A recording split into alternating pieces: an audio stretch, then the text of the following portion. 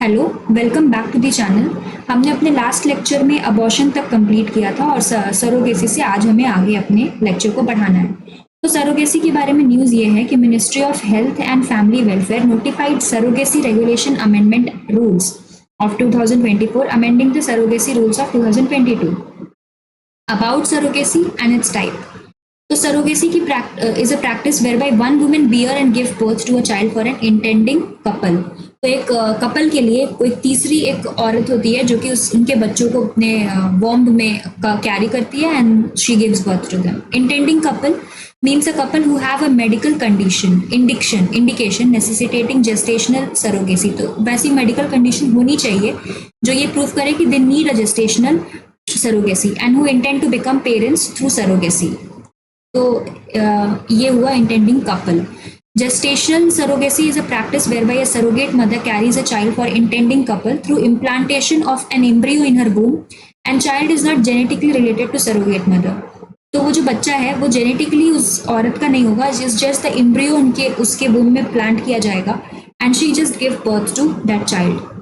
Traditional surrogacy जो होती थी is a result of artificial insemination of the surrogate mother with the intended father's sperm making her biological mother of the child she carries. तो ये traditional way में क्या होता था कि जो मदर है, जो बच्चा कैरी कर रही है सरोगेट मदर, वही बच्चे की असली माँ होती थी, but this is not the case now. So types of surrogacy, altruistic surrogacy, it involves no monetary compensation to surrogate mother other than medical expenses and insurance coverage during pregnancy।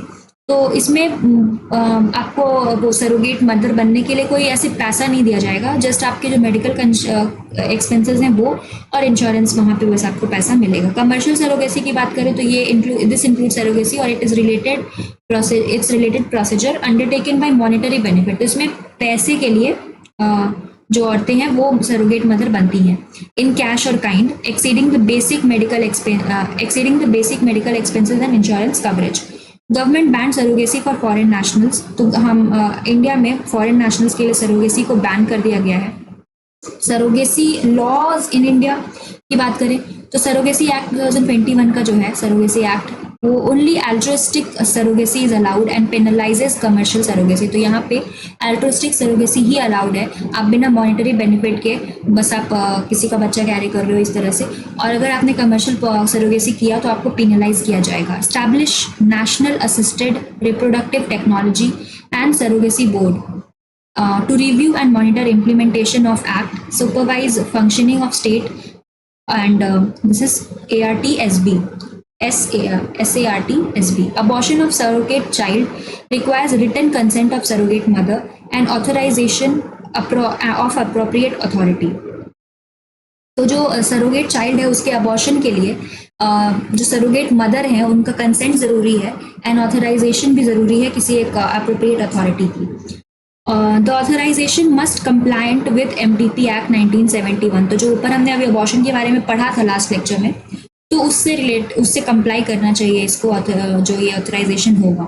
N Indian women who is widow और divorcee between the age 35 to 45 years can also avail the surrogacy subject to fulfilment of other conditions.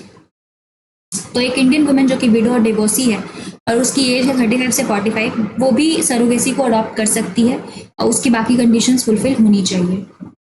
Eligibility criteria for surrogate mother. तो surrogate mother होने का जो criteria है, एक married women होनी चाहिए वो, और उसका खुद का एक बच्चा भी होना चाहिए और उसकी उम्र होनी चाहिए 25 से 35 साल के बीच की। No women shall act as surrogate mother more than once in her lifetime. तो एक बार में मतलब एक वुमेन जो है साल अपने पूरी लाइफ टाइम में सिर्फ एक बार सरोगेट मदर बन सकती है। possess a certificate of medical and psychological fitness। तो उसके पास ही सर्टिफिकेट भी होना चाहिए। अब इंटेंडिंग कपल की एलिजिबिलिटी की बात करें तो they have been married for 5 years, 5 साल तक उनकी शादी को हो जाना चाहिए, 5 साल। And wife age between 25 to 50 years and husband 26 to 55 years। तो ये एज क्राइटेरिया दी गई है। Couple must not have any living child. तो उनका कोई एक लिविंग बच्चा नहीं होना, मतलब उनका खुद का पहले से एक बच्चा नहीं होना चाहिए। सपोज कि किसी का एक बच्चा है and they want their second kid through surrogacy, it is not allowed. तो कोई बच्चा नहीं है बायोलॉजिकल और अडॉप्टेड और सरोगेसी के थ्रू कोई भी बच्चा नहीं है, तभी ये अलाउ किया जा सकता है, except when child is mentally और फिजिकली चैलेंज्ड और suffers from life threatening disorder और फेटल इलनेस। तो सिर्फ एक एक्सेप्शन है कि बच्चे में कोई डिसऑर्डर है, उसको फेटल कुछ बीमारी है, या वो मेंटली रिटार्डेड है, फिजिकली चैलेंज्ड है, इस तरह से कुछ चीज़ है, तो वो हो सकता है। And should have essential certificate if suffering from proven infertility or either partner certified by district medical board and an order of parentage and custody of the surrogate child passed by magistrate court।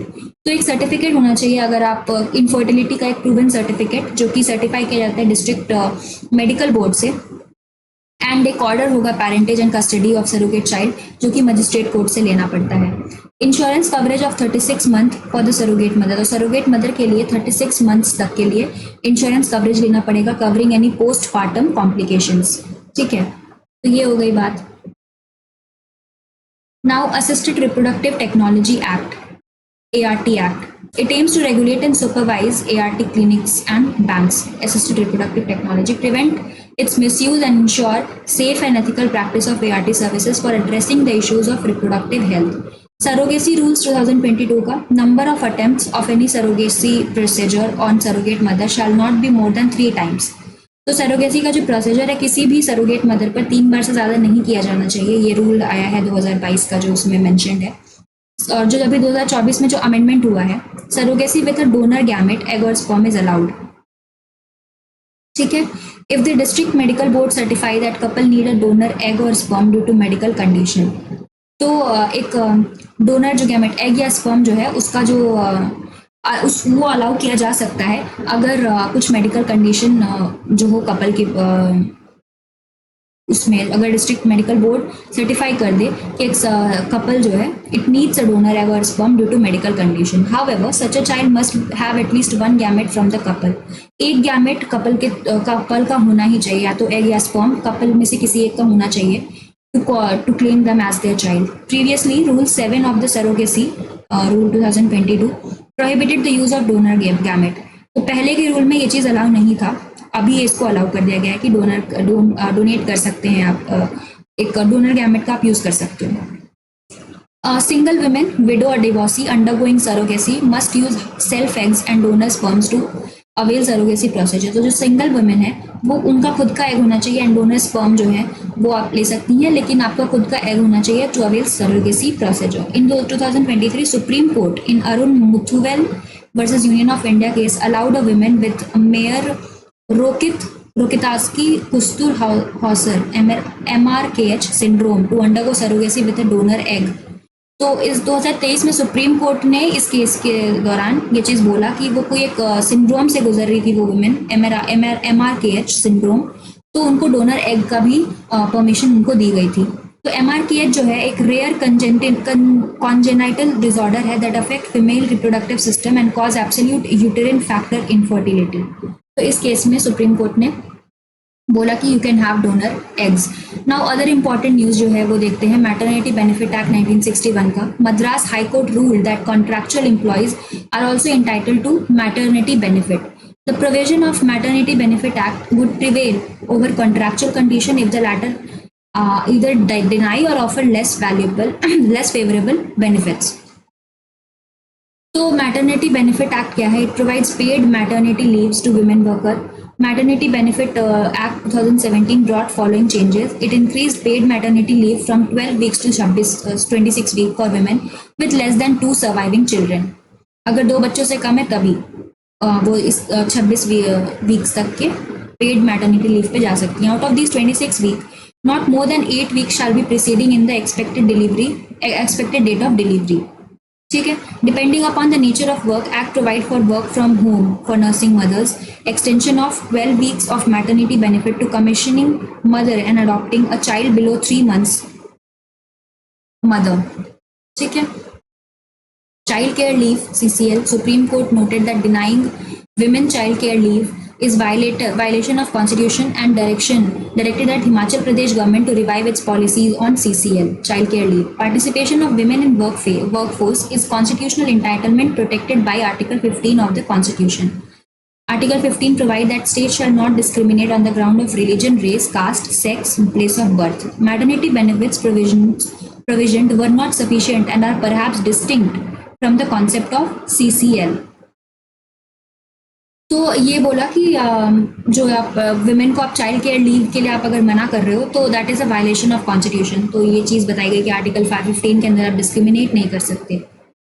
तो ये चीज़ हुई। About child care leave, जो क्या है child care leave, rule 43C of central civil services rules 1972 provide for 2 years, that is 730 days of CCL to female employee and single male parents। अगर single male parent है उसको भी मिलता है, unmarried और विडोअर और divorcee. It is available for taking care of 2 eldest surviving children up to the age of 18 years. There is no age limit in case of disabled child. CCL may be granted for not more than 3 spells in a calendar year. Exception क्या है? A single female government servant is allowed up to 6 spells in a calendar year. State of Himachal Pradesh has not adopted these provisions of CCL. तो उसको incorporate करने के लिए बोला गया है। अब हमारा चिल्ड्रन जो है issues and development related to children, वो शुरू होता है सेकंड टॉपिक। तो अभी पहला टॉपिक है child labour. 25th anniversary of international labour organisation convention number 182 dealing with worst form of child labour was observed recently. तो ILO कन्वेंशन नंबर 182 क्या है? Dealing with the worst form of child labour it is the first ILO convention to be universally ratified. India ratified in 2017 along with Convention number 138, which deals with minimum age of employment. Prevalence of child labor in India, as per census 2011, 10.1 million children, 3.9 of total child population. So are working either as main worker or marginal worker.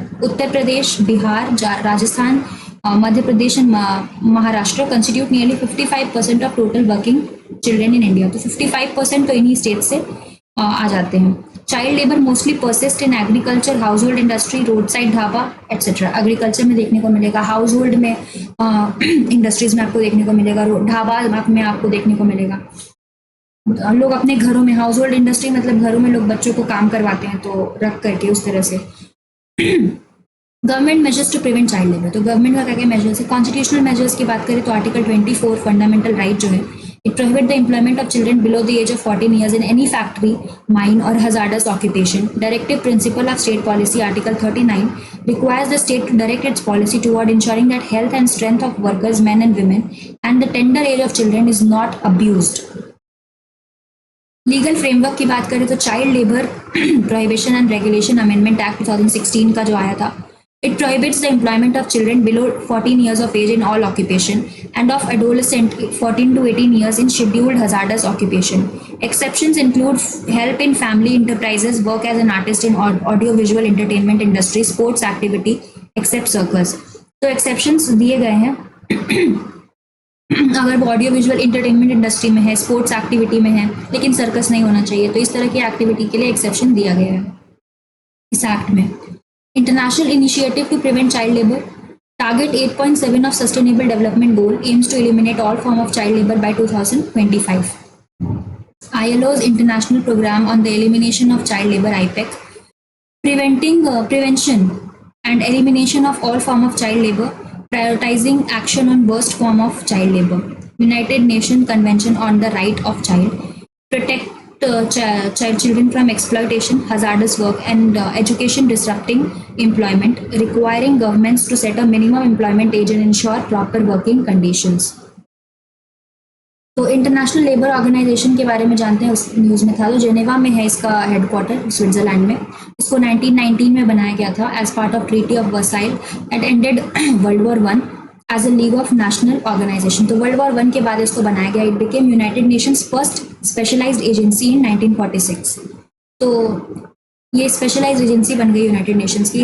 It is only tripartite UN agency that bring together government, employers and worker. तो ये tripartite UN agency है जो कि government, employer and worker को साथ में लेके आती है। It promote social justice and international recognised human labour rights by settling labour standards, developing policies and devising programme, promoting decent work for all man and women. इसमें 187 member हैं इस organisation में, इंडिया भी मेंबर है, 1919 से ही member है। And ILO को नोबेल पीस प्राइज का अवार्ड दिया गया था 1969 में। ILO declaration on fundamental principle and right to work 1998 का जो है, establish 5 fundamental principle, freedom of association and effective recognition of the right to collective bargaining, eliminate elimination of all forms of forced or compulsory labor, effective abolition of child labor, elimination of discrimination in respect of employment and occupation, a safe and healthy working environment. ILO's World Social Protection Report 2024-2026, Universal Social Protection for Climate Action and a Just Transition. तो social protection report जो है ILO की, ये हो गई report में। Regional companion report for Asia and Pacific, India employment report 2024, ये ILO और institute of human development IHD ने मिलकर निकाला है। ILO global estimate on international migrants in the labour force, तो ये रिपोर्ट्स हो गई। और इंडिया और ILO की बात करें तो they hosted first preparatory Asian regional conference, second ILO regional conference in New Delhi 1947। Ratified convention जो है 6 out of 8, force labour convention, abolition of force labour convention, equal remuneration convention, discrimination employment and occupation convention, minimum age convention, worst form of child labour convention. तो ये 6 convention जो है ratify किए गए India के द्वारा, और जो नहीं किए गए हैं वो है freedom of association and protection of the right of organise convention 1948 का, and right to organise and collective bargain convention 1949 का। 8 में से 6 कन्वेंशन जो है रैटिफाइड किया गया है इंडिया के द्वारा। अब जो सेकेंड टॉपिक हमारा है चाइल्ड मैरिजेस इन इंडिया, इससे हम अपने नेक्स्ट लेक्चर से शुरुआत करेंगे, अदरवाइज वीडियोस काफ़ी लंबे हो जाएंगे। तो we will just see this and we will complete child issues related to children in the next lecture. Okay, then till then keep learning, keep revising, and stay tuned for the next video. Bye.